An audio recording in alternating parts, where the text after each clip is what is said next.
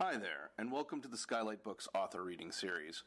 If you'd like to learn more about us and our many upcoming author events, please visit skylightbooks.com, where you can browse our inventory, buy books, and join our Friends with Benefits Club. You can also follow us on Twitter, Tumblr, and Facebook. To speak to a real live bookseller like me, please call 323-660-1175. Thanks for your support, and enjoy. Martha Ronk is the author of 11 books of poetry and 1 book of short stories. Her most recent poetry books include Transfer of Qualities, which was longlisted for the National Book Award, and Vertigo, winner of the National Poetry Series. She has had artist residencies at Jurassic and MacDowell, won a National Endowment Grant, and the Linda Hull Poetry Award. Her PhD is in Renaissance literature, and she's been a faculty member at Occidental College and at Otis College of Art and Design, both in Los Angeles.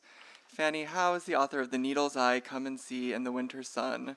Her most recent poetry collection, Second Childhood, was a finalist for the National Book Award, and her fiction has been honored as a finalist for the Man Booker International Prize. She lives in New England. Please join me in welcoming Fanny and Martha.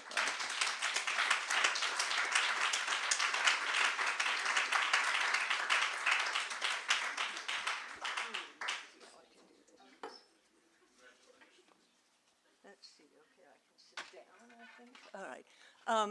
First of all, I want to welcome everybody and thank you all for coming.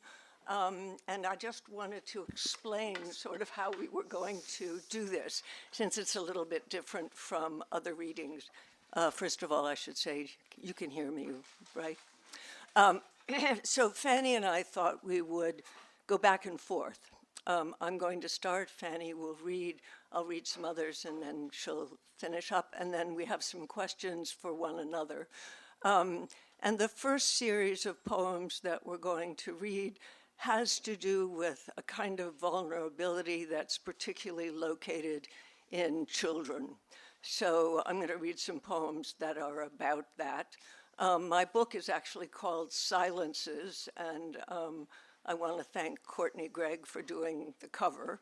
And it's a book in which I try to search for what silence might be, what it might mean, how you might draw a metaphor for it, how you look for something that you can never find. And in many ways, I've found it in looking at photographs and at paintings.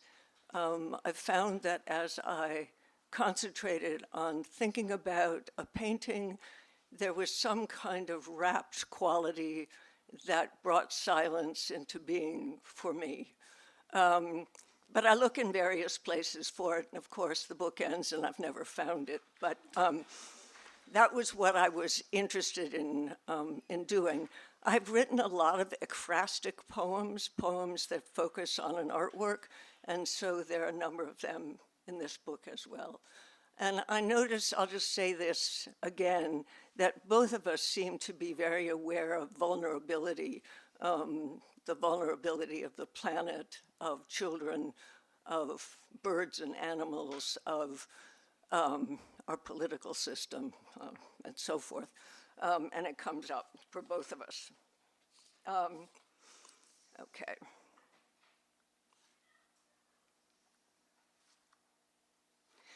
This is an elegy I wrote for a dead child who never existed. She came to me as a kind of hallucination when I was traveling in Ireland, and so it's called Elegy. No single image, only the landscape of afternoon. A time, not merely of time, but lifted from a color of space.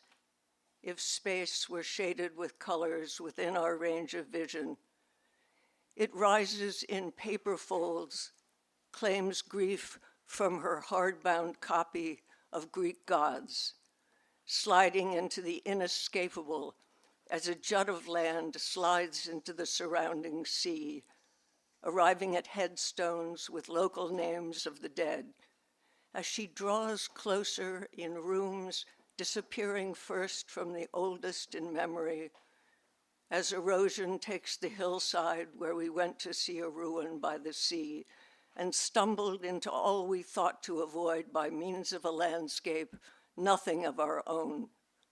The afternoon climbing out of itself. Names incised in concrete, her far-flung hair, a sort of voice, and habits reminiscent of the human race.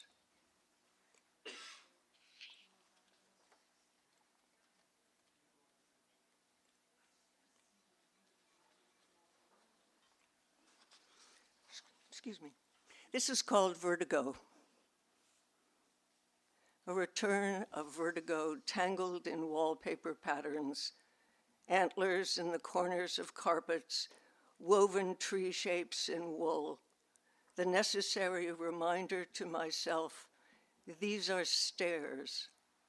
Our figures still locked in the friction of each other's ways, old rooms now whitewashed over, the window tree drooping its bafflements of years, changes as abrupt as finger bones cramped with what they've become, rents too high, according to the economist, half of wages, according to another, the problem of trade deficits, all more than mere sounds as shoulders dragging, unpaid hours extending, ending in one foot after another, louder the child, heavier up the stairs. Oh, look, oh, here's mine. Get your water. Excuse me for a second.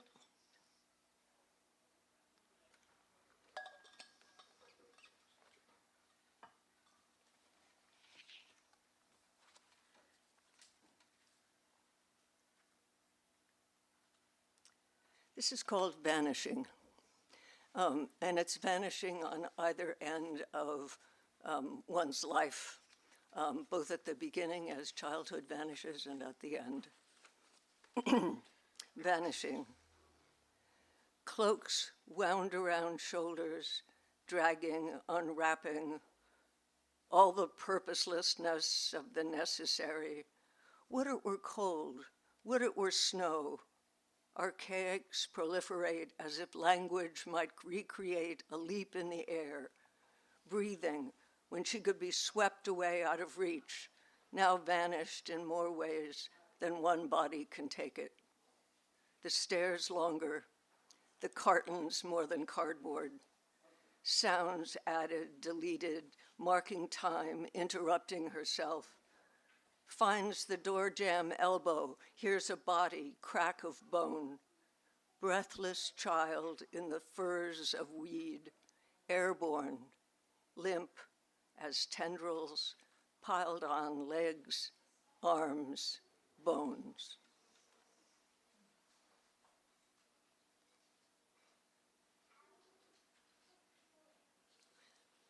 And I looked at several books that had to do with photographs of refugees, and particularly refugees in the Mediterranean, and this is called Photo of Mediterranean Refugees. An image comes back and haunts us. Two women bent into strong wind, side by side in black coats, their backs to the camera, the sea to the right, her cane to the left, barren land abutting the sea, no faces, no voices, turned away from those in the foreground, looking out, mouths frozen and downturned. In the foreground, a boy pulls the sleeves of his sweater over his hands, or puts them in his pocket, or the hand-me-down covers them. Anticipation stalled in the silence of September, December 2015.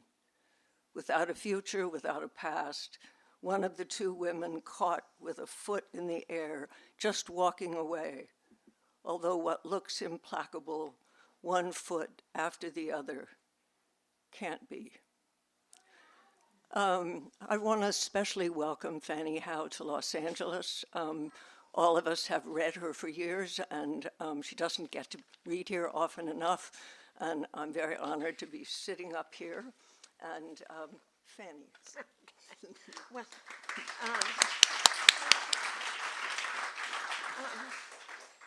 We've known each other since the late 80s? No, way before then. Way before that. In Massachusetts, and then Martha moved out here, and I kept moving back and forth. So there's been a lot of crossing between us, and it's great to be sitting here together. And we both weirdly had books out at exactly the same moment, which is why we're together now. So I'm going to read out of my new book, Love and I, which is from Grey Wolf Press. Far and away and long ago, during the Second World War, I lived in an apartment in Massachusetts that smelled like a wooden drawer. This is not, by the way, a poem. I'm just kidding. Just introducing myself. Very brick, very quiet, where natural life tapped the window panes and voices sang and barked and changed tones. I looked at pictures as if through a window. Each colorful book I read was just that, opening, closing, opening again, broken only by the newsprint beyond the window screen. Each book was a physical model of the full day, words pressed together in darkness, then flipped open to light, then sealed again. I held the pages up to my face and breathed in. The fragrance was the nearest thing to nothing, nothing being everything that wasn't visible or present to me at that moment. This book of mine, Love and I, is like that time, a response to what is visible, fleetingly. I guess I'll just say history with its gray and metallic waves that rocked from shore to shore was the killer of this ethereal realm of childhood. I saw the pictures in the papers, the news of the war that preceded the movies, so I could never see a way to prolong the pleasure of not knowing what was outside. My father was gone for 4 years in World War II, and so that was sort of formed me, the sense of both absence and threat. I remember right now Hitler's voice on the radio and Roosevelt's voice on the radio, and the death of Roosevelt, I thought, was the death of my father. And these early childhood impressions never leave you. So it's partly why I'm so drawn to the dilemma of children now, because I know they're walking around with such an acute sense of the whole atmosphere in which they live, and they're trying to preserve something precious, which is beauty, which is the first sight of the world, and it's all being sort of horribly mistreated. But anyway, I thought I'd begin with a poem that called 1941. On a cold day near Lake Erie, I was in a double bind. The snow was like a lamb shorn in the upper circle. Someone pushed me over the ice and stones. Someone else chattered behind. A rubber nipple was pressed on my lips, gagged and spat until my tears were milk. Everything seemed like something else.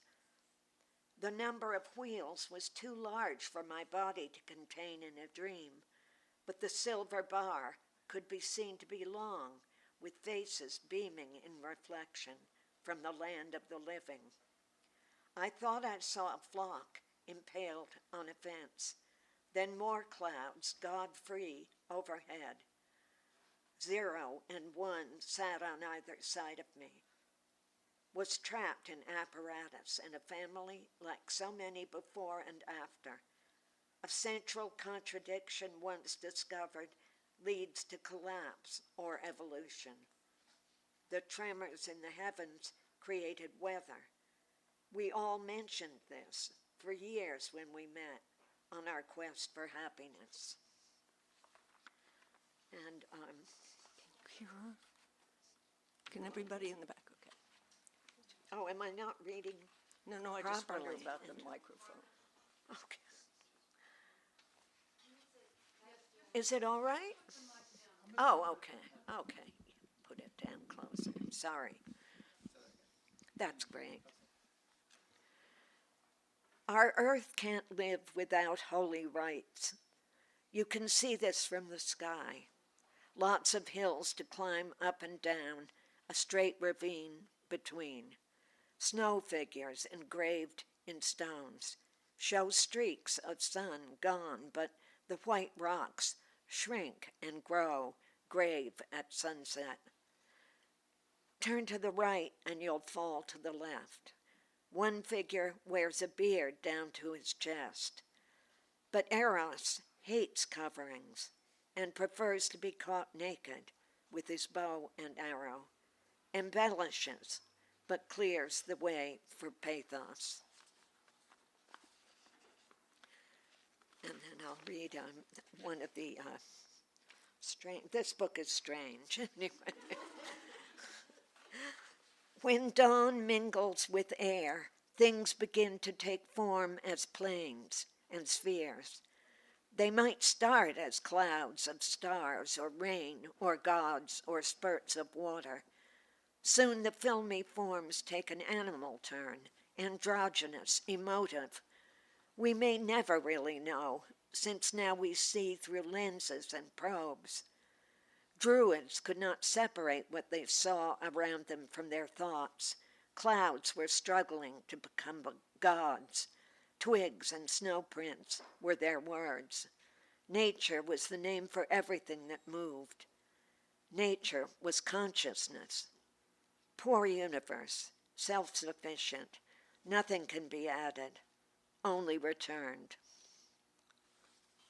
That's my set. And one thing I wanted to say is, somebody told me that people prefer now to hear a conversation between poets than the poems themselves. So we'll do, now Martha will do poems, and then we'll soon have a conversation.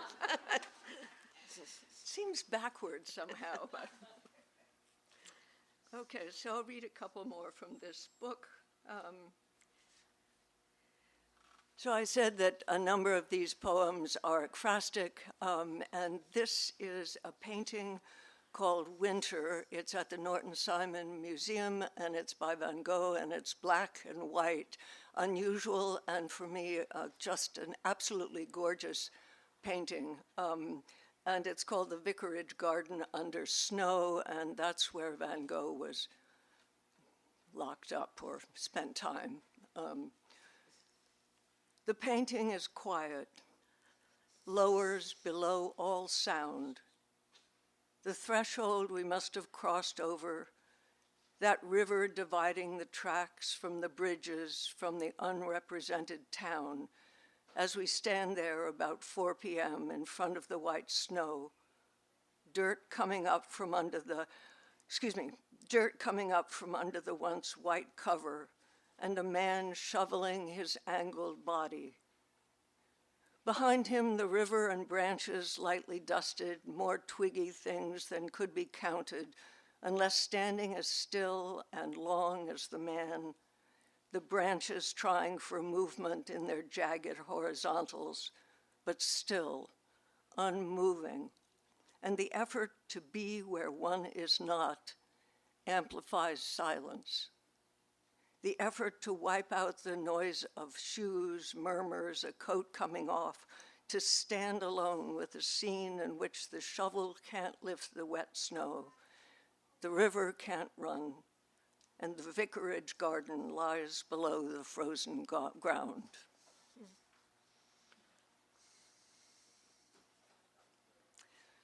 And again, this is someone looking at a painting, although it's not me.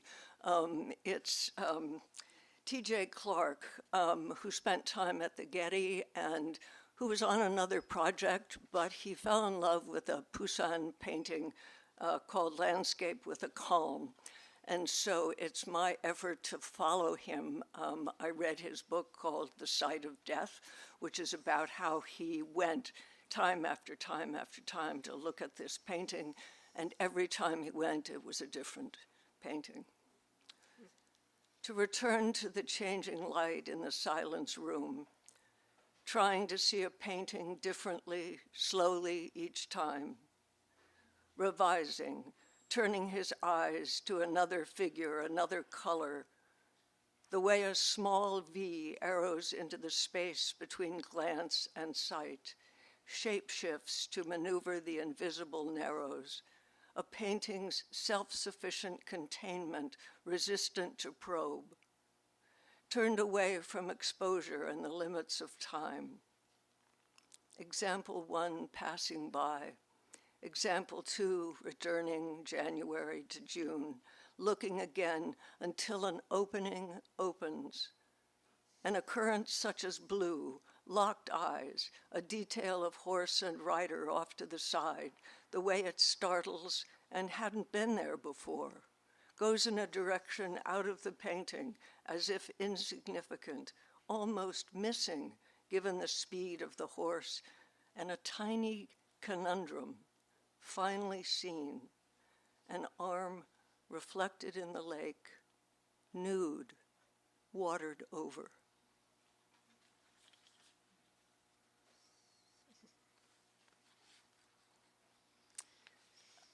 I had read, while I was writing this book, about the loss of songbirds, and particularly about the way in India there's so many cities without trees, there are no birds left, not even sparrows. Property. Who belongs to whom and where, as the bird's noise to some shrub near the ribs? Under the third branch from the ground, hooked to wings it seems to have flown, belonging now to the pure form of light, in which nothing makes any sort of sound, just skirmish in the dirt.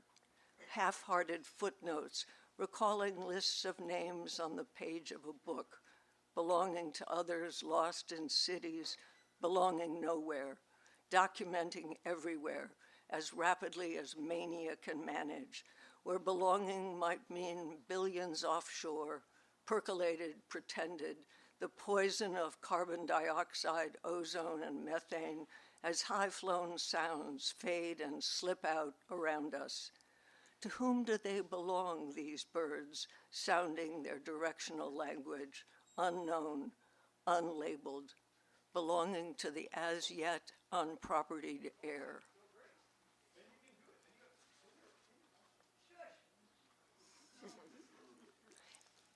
And then I'm going to close with another ekphrastic poem, and it's about Agnes Martin, and if you don't know her work, it's mostly grids, and then if you stare at it, colors come at you. Anyway, this is called After. What was I doing on the floor, rag in hand, and how many times the stain of underglaze, rust on the underside of a porcelain sink? And it happens time after time as the pale color of sun rises in her canvases just under the surface, but coming as if there were an after in the dawn. We try to gather that on paper, spread it on bodies still asleep, knowing what even the splay of an arm will bring. After is what we have to live with, and it moves itself back and forth in mechanized brain waves, unable to stop what was, what will be, when silence ravishes the sidewalk, takes on the street, a back and forth ancient body pulling time, pushing it into the future. Her box filled with bits of bark and leaves, where after ghosts itself on the present. Take it, amplify it, see it coming. We all dream the dream of falling. Your turn. Okay. It's just gorgeous. Thank you. So I'm going to take a new direction than I planned to. This is called Destinations. You met me at the subway where tracks led east to North Station and on up to Cape Ann.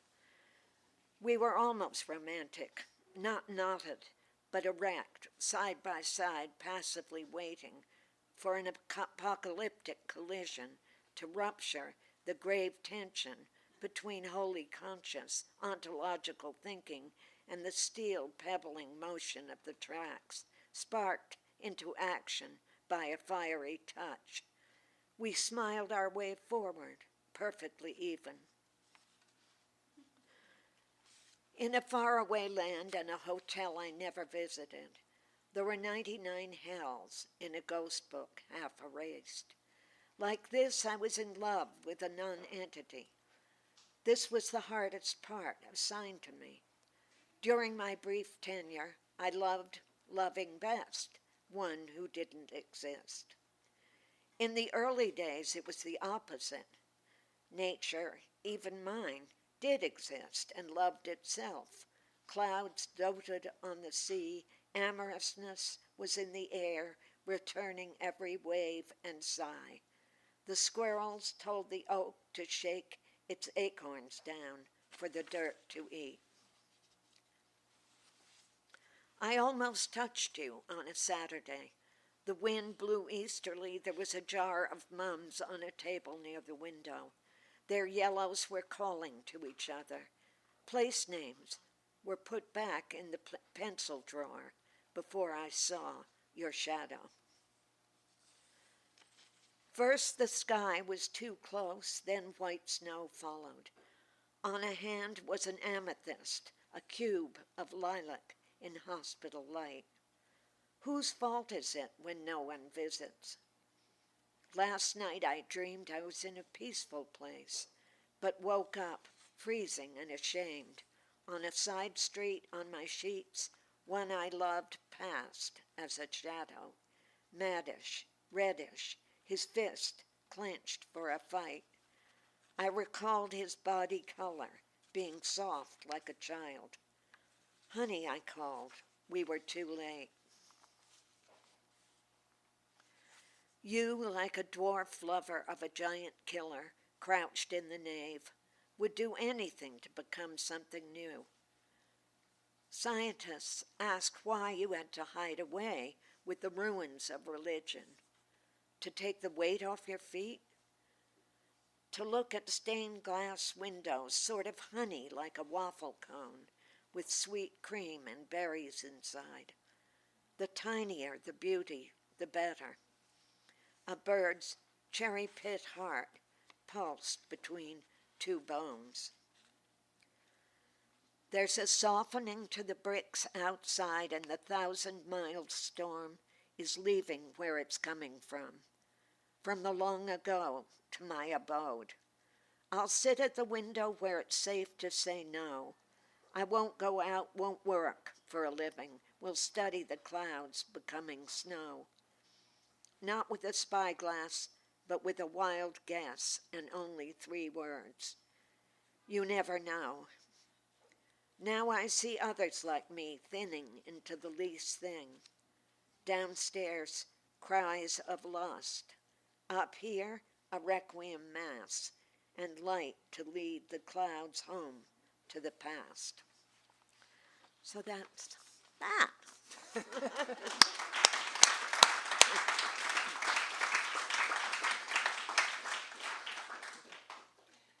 So how about I'll start and ask you a question. We had a brief conversation on I don't know what the name of that street is. Mentor? No, not Mentor. Anyway, we had a brief conversation and started to talk about how we came about writing poems, what the process was for each of us to write a poem. And so maybe you'd be interested in that as well. I'm always interested in it. So Fanny started to talk to me about sentences. So could you say some more things about that? Well, to me, it's a unit of sound, one line, not necessarily a sentence, Okay. but a line in a poem is one unit of sound. And I remember just being so struck by Sanskrit and the way it had a little roof on it, all the words, and they were like contained in a house.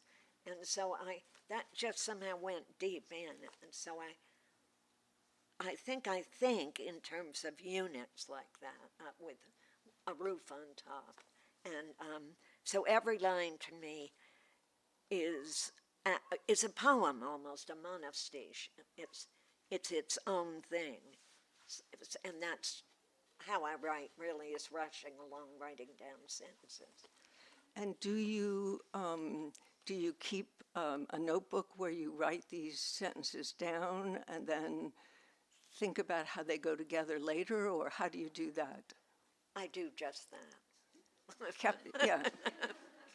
So, because I never write except if I'm completely alone and the door's shut and no one can come in and can't interrupt me, and so the idea of continuing all the time to do that is not something I can imagine doing. No, really, yeah, no, it's always in motion for me.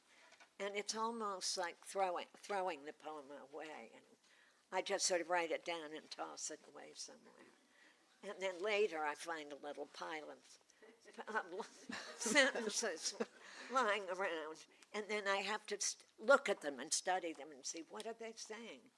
And then I work with the sound patterns with more than the meaning. Or I can't separate the two. And then I had another question which kind of came up because of the piece that you just read, which is something being given you to do. I've forgotten the exact word you used, like not an assignment, but a... Yes, it was like an assignment. My mission, my job basically here in this world was to do this. And so I better just keep on doing it, whether it means anything or not. So it means not just writing poetry, but a particular kind or a particular... Because this book is a very particular book. I mean, it's very focused on that which isn't there and on its sort of wispy or... It's a ghost. Shadowy appearances. Yeah, it is. Like, it's the ghost of poems past. That's what I would say. So there's not much logic in it. Yeah, because I realize that when I write, I think, because I taught 16th and 17th century British poetry, and they came in sort of sonnets, and they're kind of chunks, I guess.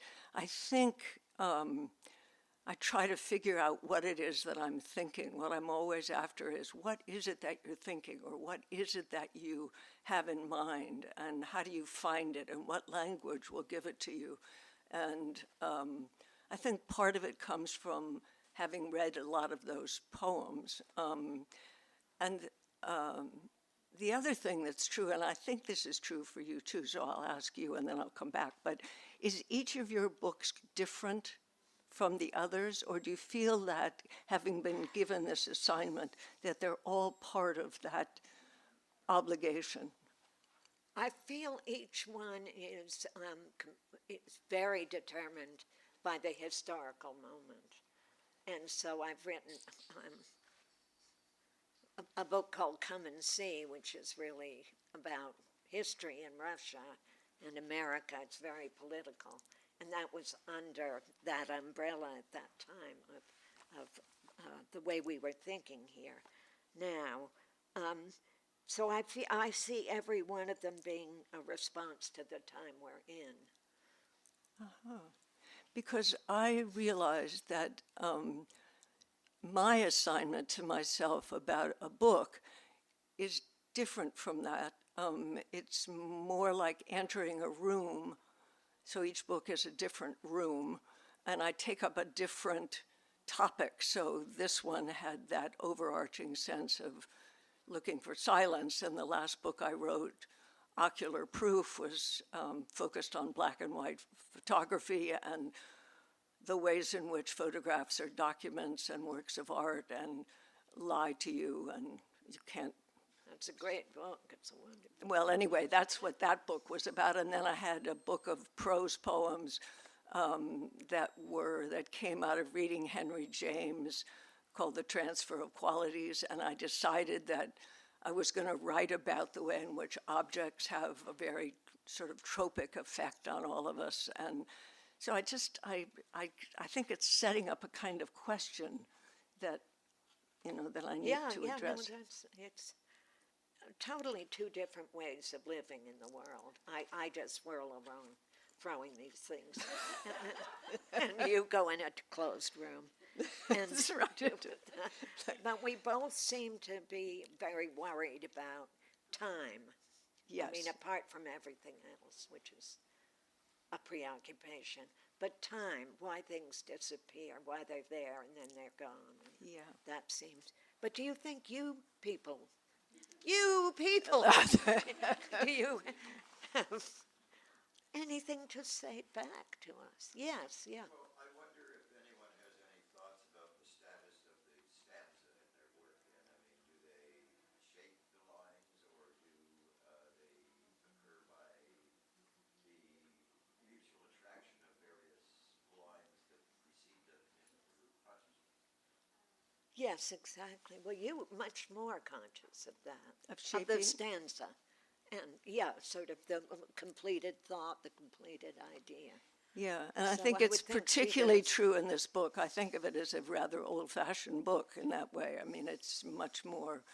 I spent a lot of time. I do a lot of free association, and particularly around the visual. I'm very interested in the relationship of imagery and language, and then by the time I've written something, it doesn't make much sense. So the trick is then to do a revision that will allow it to make some kind of sense, I think. But you're right, there are these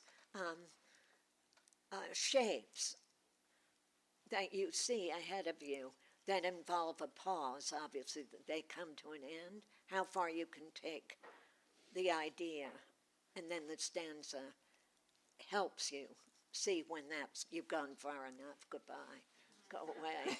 And I think you do have to have that mentally for your own balanced state, to have pauses, pauses of logic and of emotion too. Talk about time a lot, Fanny, and like kids, and kids' perception of time is quite different than adults. I wonder how, as you get older, how you perceive time changing.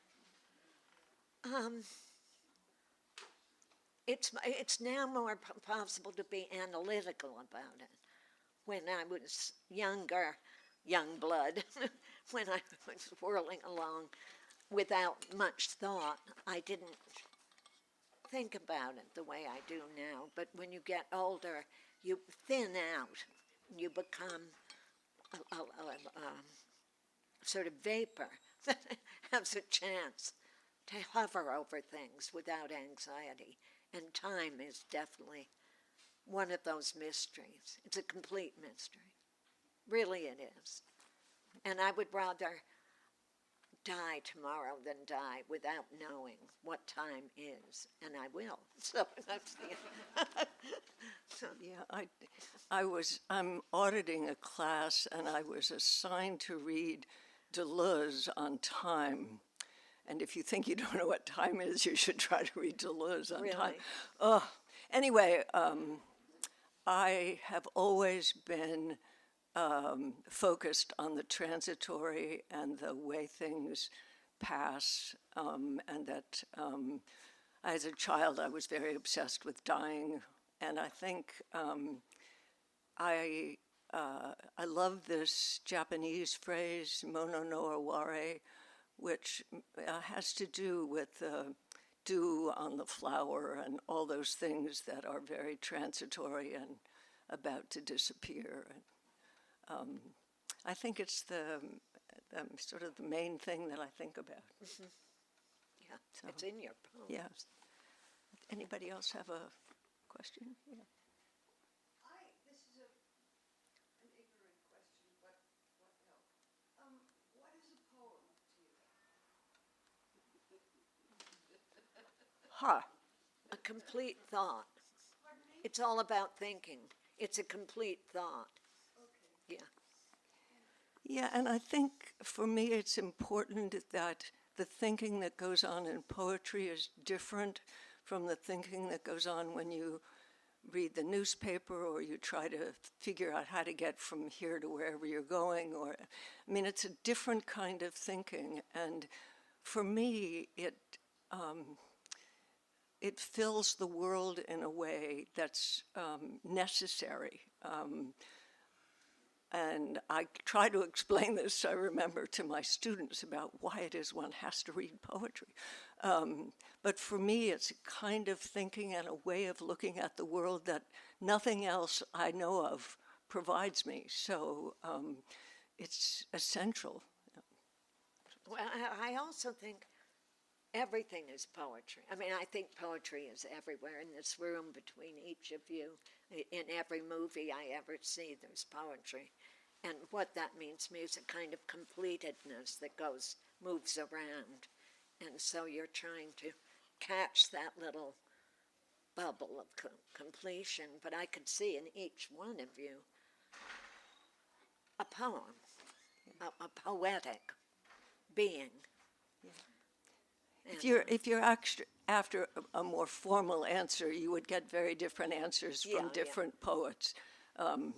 And people do very different kinds of things, and both of us are pushed a little bit more towards experimental poetry, I think, than some other people, and there's a huge range.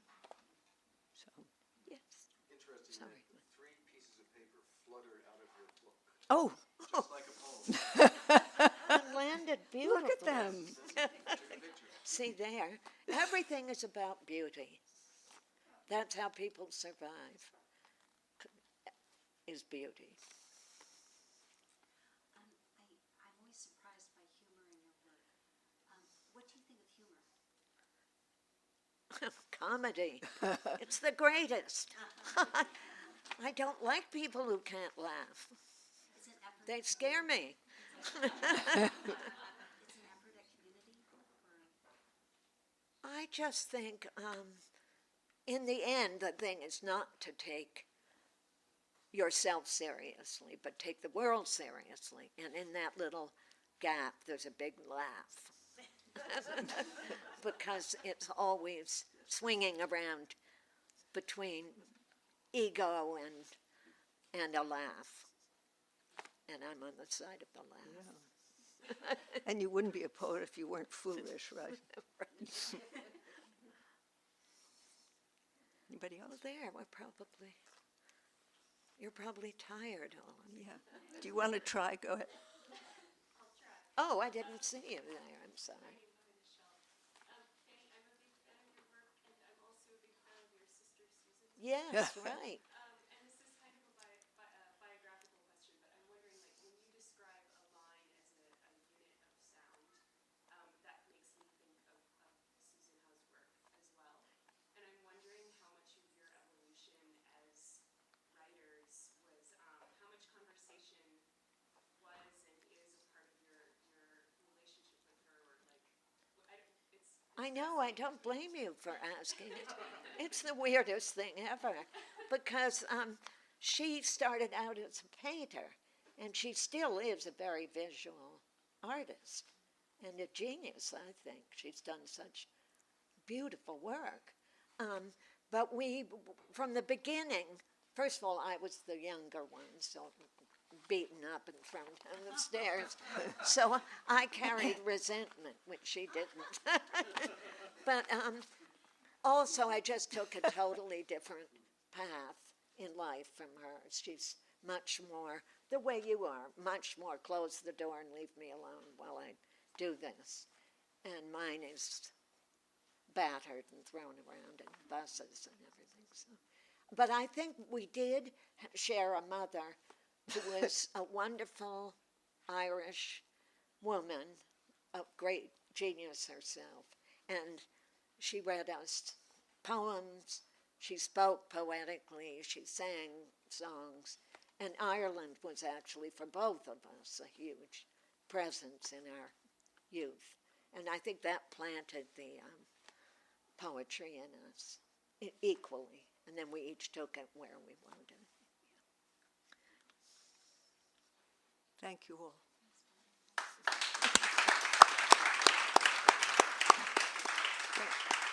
Thank you so much. You did beautiful reading. You've been listening to the Skylight Books author reading series. Don't forget, you can listen to this and all of our other great podcasts at skylightbooks.com. Thanks again for stopping by, and we hope to see you soon.